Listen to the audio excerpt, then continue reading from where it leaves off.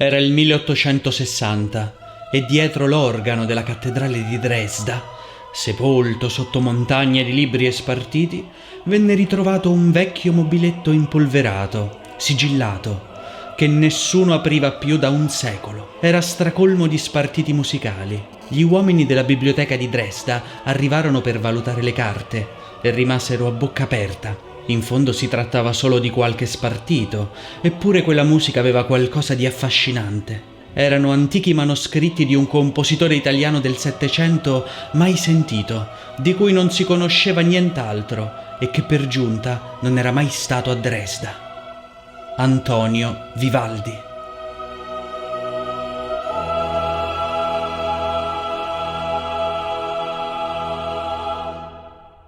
Il primo numero del Gloria inizia con una trionfale fanfara di trombe che suonano a ampi e solenni intervalli di ottava. Sembra quasi una fanfara militare e alcuni autori leggono questo utilizzo delle trombe come un rimando celebrativo alla coeva vittoria di Venezia contro i turchi, a cui Vivaldi aveva dedicato anche un oratorio, la Giuditta Triumphans.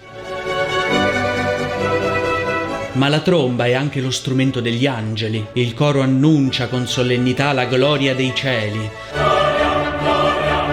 Lo fa attraverso un ritmo marziale, puntato, e con accordi omoritmici, e cioè particolarmente netti e incisivi.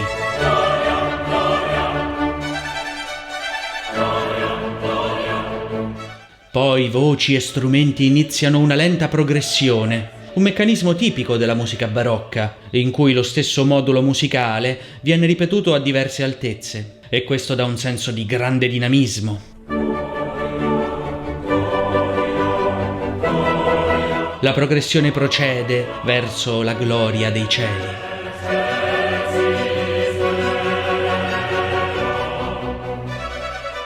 Immaginate di ascoltare questo stesso Gloria, ma ai primi del 1700, in una meravigliosa chiesa veneziana, stracolma di turisti.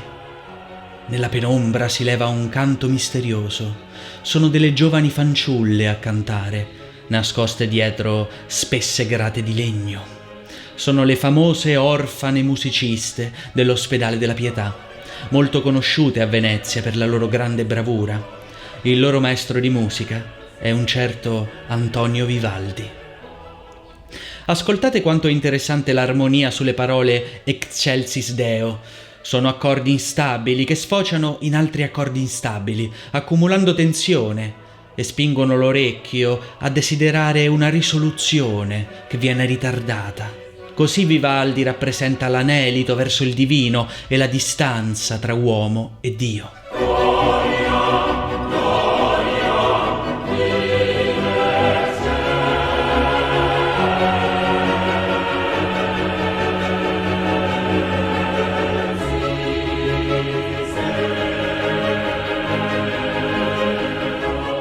Nel finale abbiamo quello che la retorica musicale antica definisce aposiopesis, e cioè una pausa improvvisa che ci tiene per un attimo con il fiato sospeso prima di una solenne conclusione.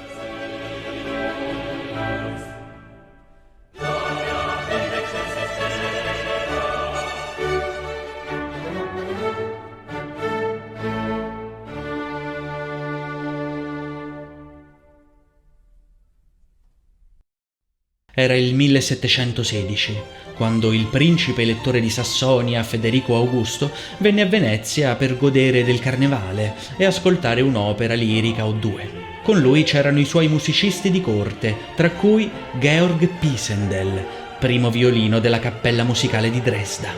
Il violinista era alla ricerca di brani musicali e la star della musica veneziana era Antonio Vivaldi. I due si conobbero e mantennero per anni un rapporto epistolare. Vivaldi gli vendette alcuni concerti con tanto di dedica. E Pisendel se ne ritornò a Dresda, carico di spartiti. Gli stessi spartiti che verranno ritrovati nel 1860. Ma si trattava solo di qualche concerto e gli studiosi di Dresda non potevano fare a meno di chiedersi dove era finito tutto il resto. Sarebbe mai tornato alla luce?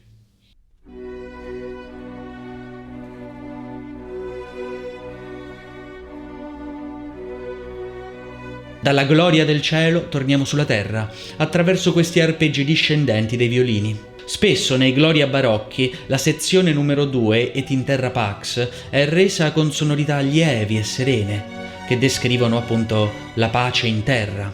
Vivaldi invece descrive una pace sospirata, un desiderio irrisolto di pace.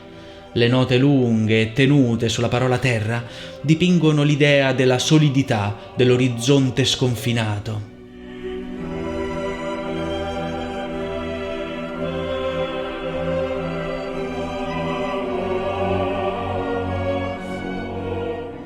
E sulla parola pace ascoltiamo tante dissonanze, intervalli che suggeriscono all'orecchio un senso di sofferente incompiutezza, rappresentando in questo modo una pace irrisolta, il desiderio della pace.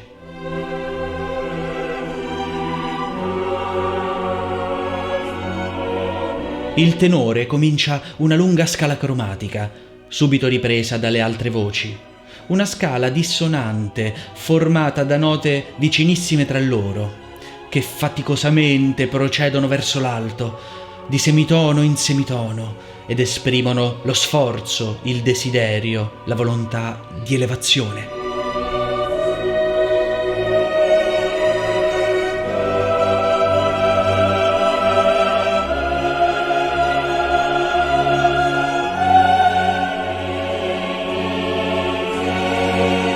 Ma il cammino verso la pace è ancora lungo, e proprio quando l'uomo è certo di averla raggiunta, di nuovo un accordo inaspettato che prolunga lo sforzo e aumenta la tensione.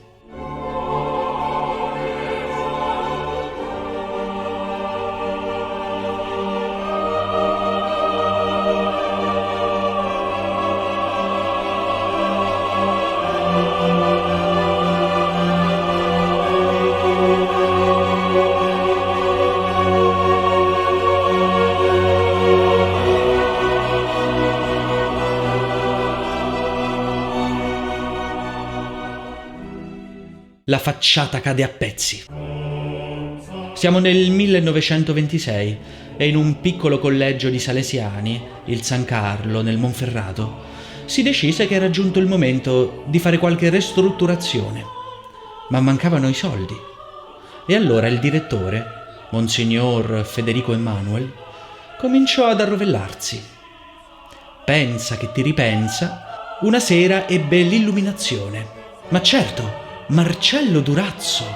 Il conte Marcello Durazzo era morto 4 anni prima, lasciando al collegio la sua biblioteca personale, decine di inutili volumi e cartacce ammuffite che i preti avevano accatastato in soffitta senza neanche guardarle.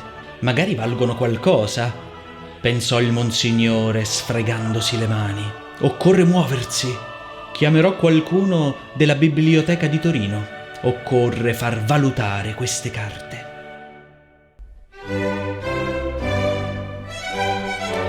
Il numero 3, Laudamus Te, crea un fortissimo contrasto con l'atmosfera dolorosa del numero precedente.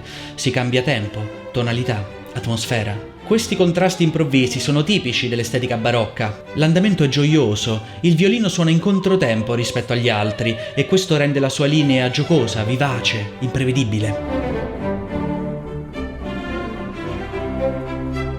Gli archi scherzano tra loro.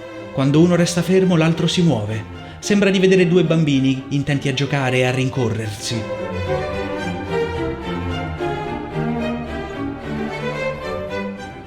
I 2 soprani si alternano con queste figurazioni ascendenti di lode. Nel basso e negli archi ricompare quell'elemento dell'intervallo di ottava che abbiamo sentito all'inizio del Gloria e che ricorre in tutta l'opera. Nell'incantevole Domine Deus, invece, Vivaldi ha voluto descrivere un'atmosfera pastorale, serena, sognante, ispirata a quel gusto bucolico tipico tra 6 e 700 e incentivato dall'Accademia dell'Arcadia. Pastori languidamente adagiati su fertili prati, mentre suonano l'aulos per candide ninfe che danzano poco distanti. Lo strumento scelto che duetta con il soprano è quello dell'oboe, che tradizionalmente richiama i pastori, proprio perché considerato il discendente dell'aulos.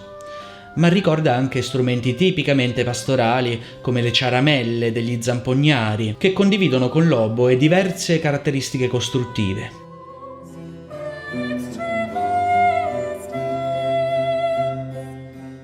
Ma è soprattutto il ritmo di questo brano incantevole ad essere pastorale. Infatti è il ritmo caratteristico della siciliana, un ritmo di danza che nella retorica barocca era spesso associato ai pastori e allo stile bucolico. Un ritmo languido, sensuale.